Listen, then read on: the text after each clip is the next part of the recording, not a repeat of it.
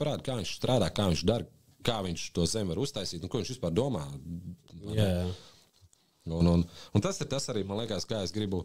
Man drausmīgi griebjās, gan jau es redzēju, bija pāris video, kuras izrunājās par marketinga aģentūrām, tur kaut ko tādu šidā. Jā.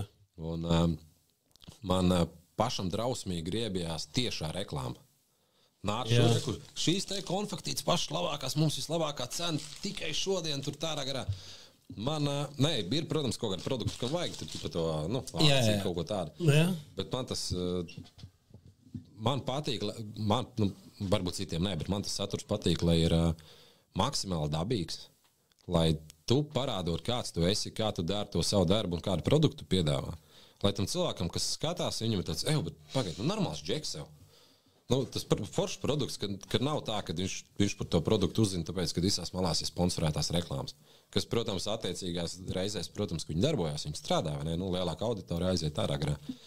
Bet man ļoti patīk spiest uz to pavisam parasto ikdienišķo dabisko, lai tāds viss aiziet tālāk.